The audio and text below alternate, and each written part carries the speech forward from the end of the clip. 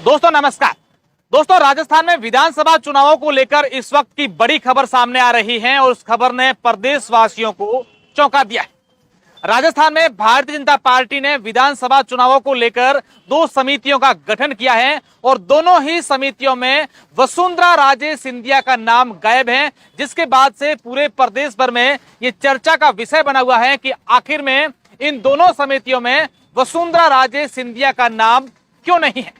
राजस्थान में विधानसभा चुनावों को लेकर भारतीय जनता पार्टी की ओर से आज प्रदेश अध्यक्ष सीपी जोशी और राजस्थान प्रभारी अरुण सिंह की ओर से दो जो समितियां बनाई गई हैं उसका जो है प्रेस रिलीज जारी किया गया है और उसमें ऐसा बताया जा रहा है कि दोनों समितियों में न तो अध्यक्ष के रूप में, चेयरमैन के रूप में और न ही सदस्य के रूप में कहीं पर भी वसुंधरा राजे सिंधिया का नाम नहीं है। और जब इसको लेकर मीडिया ने इसका जवाब पूछा तो सीधे तौर पर उन नेताओं ने कहा कि अलग अलग नेताओं को अलग अलग जिम्मेदारी दी गई है और जब उनकी बात को टाल दिया गया तो फिर से मीडिया ने जब पूछा कि वसुंधरा राजे सिंधिया का नाम इन दोनों कमेटियों में नहीं है तो उन्होंने कहा कि वसुंधरा राजे सिंधिया और इनके अलावा जो तमाम नेता हैं जिनके नाम रह गए हैं वो पार्टी का प्रचार करेंगे और आने वाले दिनों में बैठ के भी लेंगे। असल में राजस्थान में जो आज दो समितियां बनाई गई हैं बीजेपी की ओर से, प्रदेश संकल्प पत्र जो समिति है यानी कि जो घोषणा पत्र समिति बनाई गई है उसका एक गठन हुआ है और उसका जो प्रभारी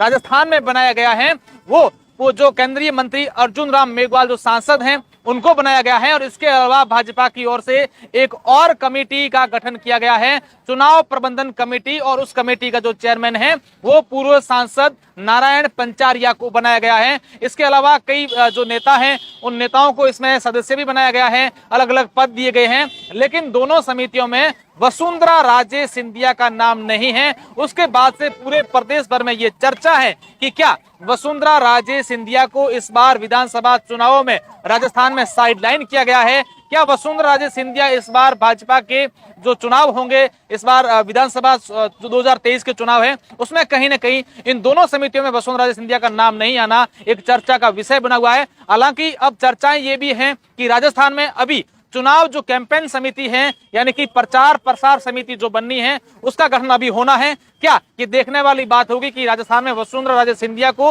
उस समिति का चेयरमैन बनाया जाएगा या फिर पूरी तरीके से जो है वसुंधरा राजे सिंधिया को साइडलाइन किया गया है, या फिर आने वाले दिनों में वसुंधरा राजे सिंधिया को बीजेपी की ओर से कोई बड़ा पद या इस प्रकार का चुनावों को लेकर कोई जिम्मेदारी सौंपी जाएगी। क्योंकि जिस तरीके से पिछले दिनों की अगर लगातार बात करें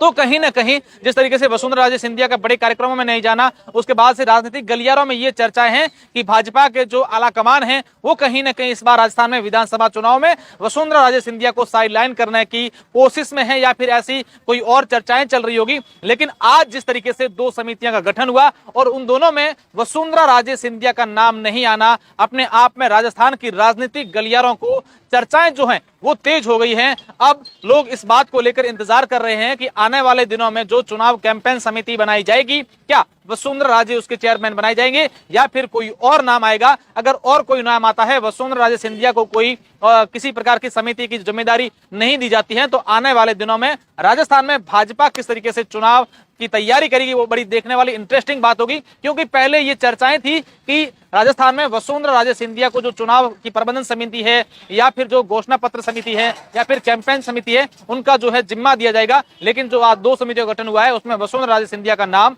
गायब है।